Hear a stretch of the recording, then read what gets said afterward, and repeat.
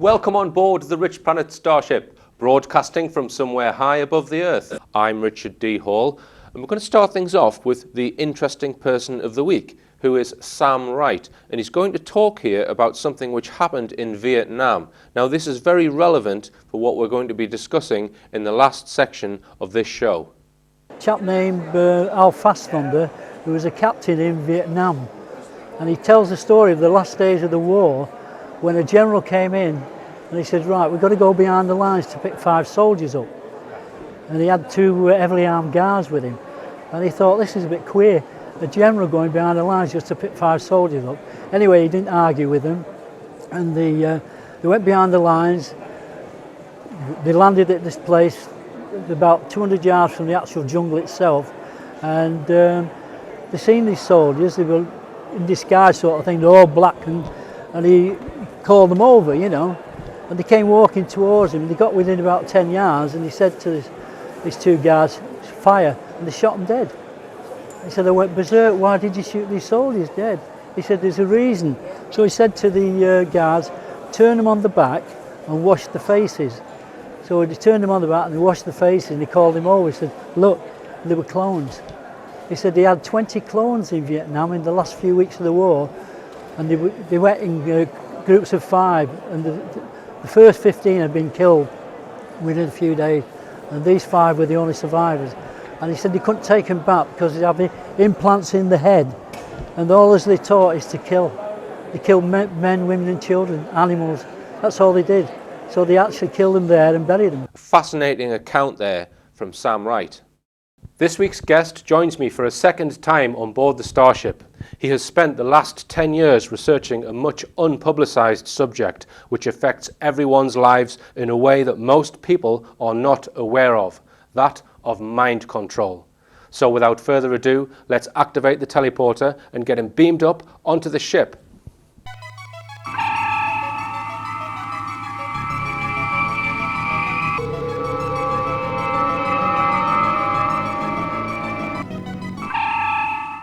Neil Saunders. Hello. Welcome back, Neil. Thank you very much.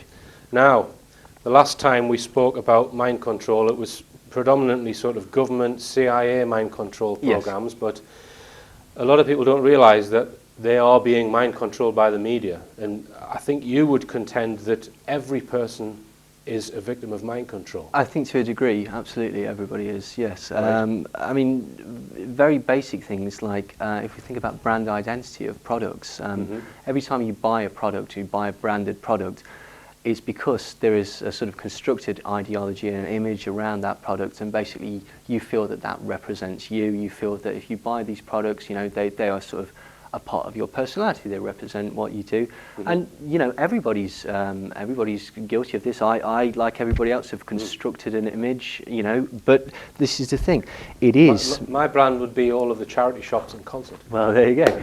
But you know, again, well, even with that, you know, you're the person that rejects brand identity. So therefore, you're defining oneself by the fact that I'm rejecting it. Yeah, exactly. So I am mind controlled. Sadly.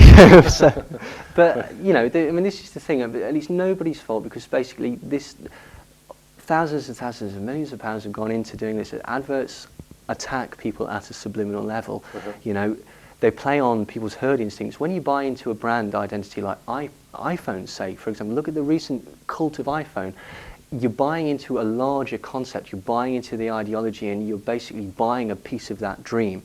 I think it becomes dangerous when basically people start to associate this far too much with themselves, and you get shells of people covered in talismans, essentially. And it was, again, talismans? Well, talismans that representational symbols of who they are. You know, I'm this because I wear these trainers, I wear this watch, I wear this, I have this hairstyle. It defines you, and that, again, that's perfectly fine, so long as you realise that these aren't the authentic you. These are merely stickers, essentially. You know, these are things that are put there to garnish you, and again, it can be perfectly healthy, but unfortunately, a lot of the time people get they try and fill the hole in their psyche with products. They feel that basically if I buy this product, I will feel happy. If I move to this, if I keep up with the Joneses and live the dream, then essentially I will be a happier person for it. And the problem is that that's not always the case. I mean, the key to sales is to convince somebody that you're doing them a favour. Okay, these companies, they might have a brand identity, but they're ultimately multinational companies in the business of making money. Right, so adverts are about creating a need in someone that perhaps wasn't there previously. Oh, well, that's exactly what they're there to do. You know, on a very basic level, if you required that product, you wouldn't need me to sell it to you, would you? You know, you've got to be convinced of it. But, you know, people don't realise that the adverts, they hit you at a subconscious level. They're specifically designed to hit you. You know, jingles will stay in your head, phrases will stay in your head, and you will use these over and over again because they are hitting you at a subconscious level. They use things like bright, vibrant colours in fast food restaurants because it excites you and it makes you want to get in there and get out. And in sort of posh restaurants, you'll have sort of earthier pastel colours and something to calm you down and keep you there for a long time spending money. Okay, so I mean, I thought it was very clever of the marketers to, you know, we used to have shampoo, and then somebody invented this stuff called conditioner, right? And so they could sell people 2 bottles of shampoo instead of just one. Well, it's vital. I mean, if it wasn't, why would they be selling to us? I use a bar What of would they soap. have to gain? Yeah, and so, okay, so they're creating these needs, but you would contend that some of these messages are completely subliminal. Absolutely. We're totally unaware of them? Well, the thing about television, for example, is that when you watch television, you relax and you go into what's called an alpha state brainwave.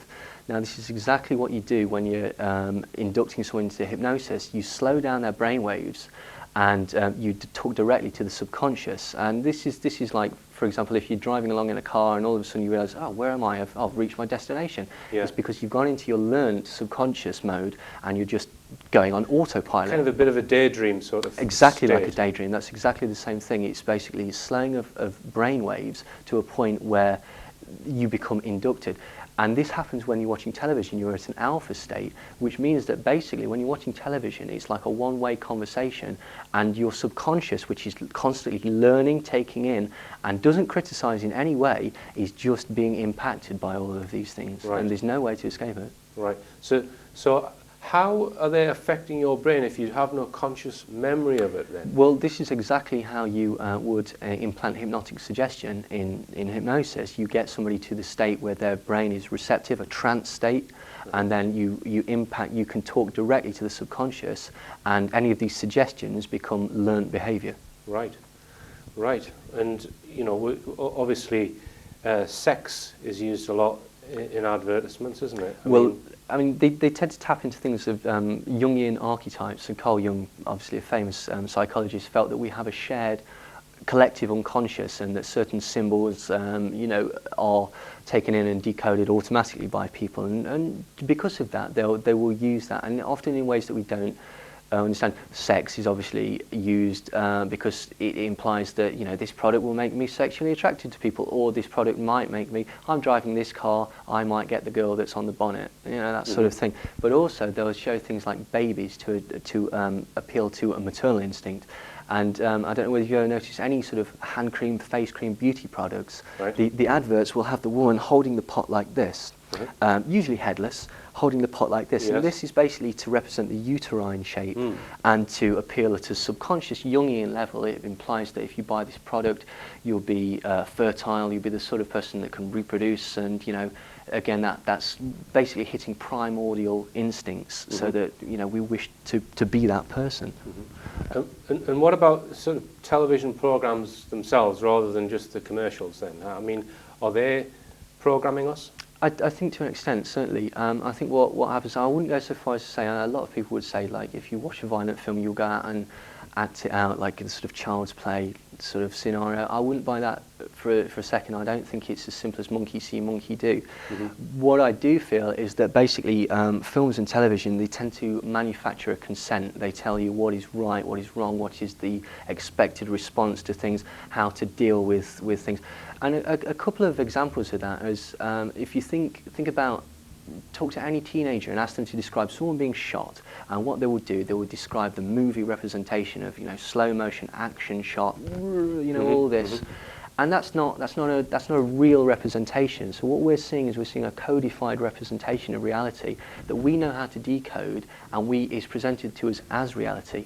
And another example of that is the sound that frogs make. If you ask anybody all over the world what sound do frogs make, they'll say ribbit, ribbit, ribbit. Mm-hmm. And they don't.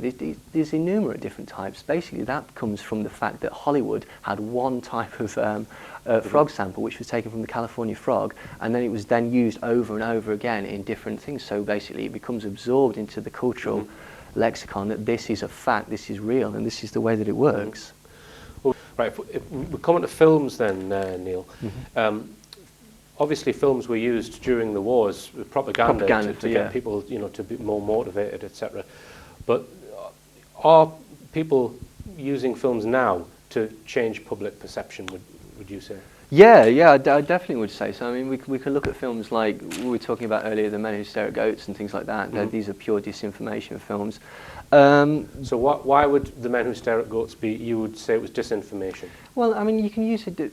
Films provide a sort of cultural reference for either preparedness or for, dismissing. For example, if I was to say, oh, I was out the other day and I saw this brown alien running through the woods, this boy captured it, helped it, took it back to his house, and 3 days later the government turned up, you'd say, Neil, you're thinking of that film E.T. This isn't real, this is a film. It's similar to Close Encounters of the Third Kind.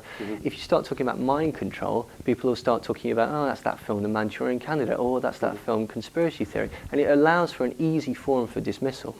They call it plausible denial. Plausible deniability, I suppose, is the other thing. I noticed, I started writing a blog for the sci-fi website, the Sci-Fi Channel. Yeah.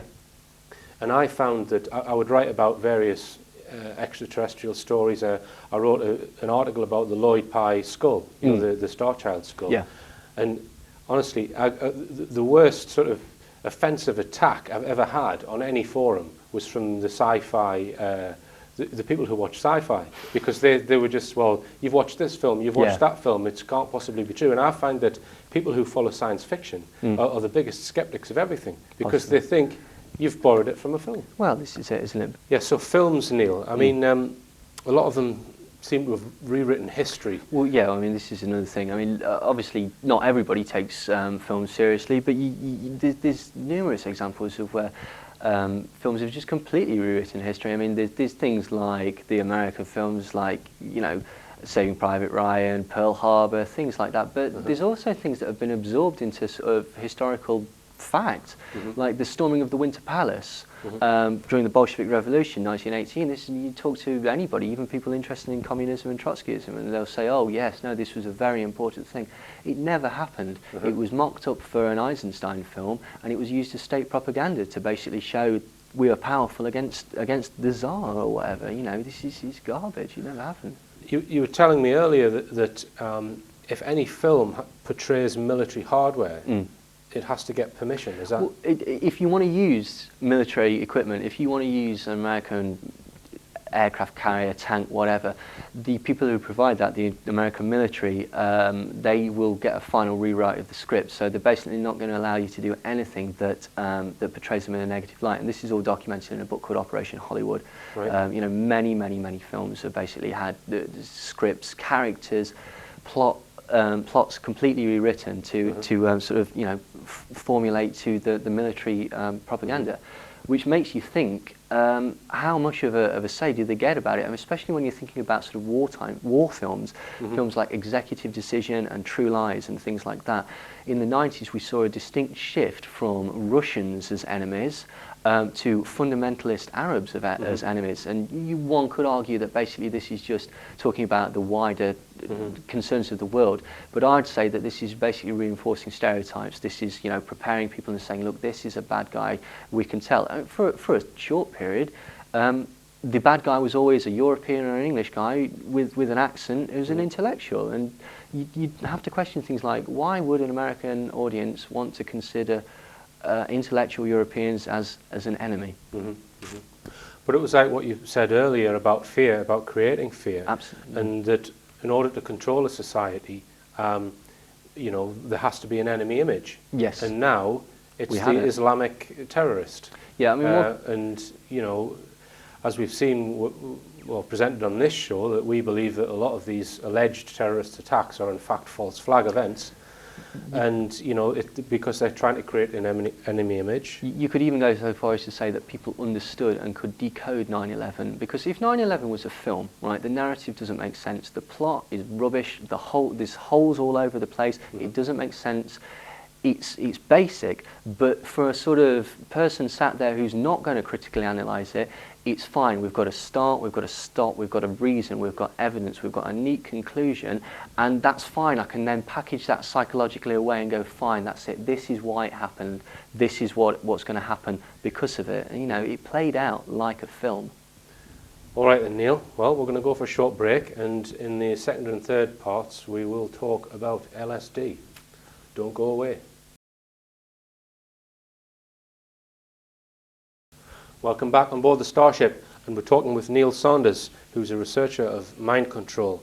Now, we've been talking about the media and specifically how TV, film, adverts, etc. control people's minds and make them feel, you know, that they belong to a particular, you know, culture or what have you. So, you know, what would you say about, I mean, has it always been like this throughout history, or, you know, I mean, when has it started? Well, I think people plan it. You know, if you look at Edward Bernays, he's basically the father of public relations. He was the nephew of Freud, and if you want to get interested in marketing,